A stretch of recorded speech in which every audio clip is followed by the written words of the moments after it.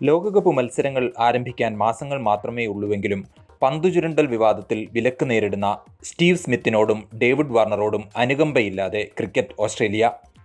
താരങ്ങളുടെ വിലക്ക് മാർച്ച് 28 അവസാനിക്കാനിരിക്കെ പാകിസ്ഥാനെതിരായ പരമ്പരയിൽ ഇരുവരെയും ഓസ്ട്രേലിയൻ സെലക്ടർമാർ ഉൾപ്പെടുത്തിയിട്ടില്ല. ഇന്ത്യക്കെതിരെ കളിക്കുന്ന അതേ ടീം പാകിസ്ഥാനെതിരെ കളിച്ചാൽ മതിയെന്ന നിലപാടിലാണ് സെലക്ടർമാർ. പാകിസ്ഥാനെതിരെ 5 ഏകദിന മത്സരങ്ങളാണ് ഓസീസിന് കളിക്കാനുള്ളത്.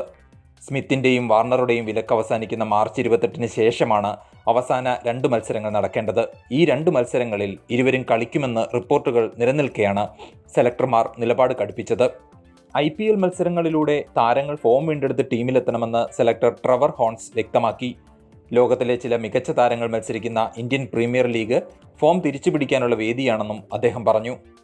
ലോകകപ്പ് അടുത്തിരിക്കെ മുതിർന്ന താരങ്ങളായ സ്മിത്തിനെയും വാർണറെയും തഴയുന്ന ക്രിക്കറ്റ് ബോർഡിന്റെ തീരുമാനത്തോട് എതിർപ്പ് ശക്തമാണ്. എന്നാൽ വിലക്ക് അവസാനിക്കുന്നതിന് പിന്നാലെ താരങ്ങളെ ടീമിലെത്തിക്കേണ്ട എന്ന നിലപാടിലാണ് സെലക്ടർമാർ.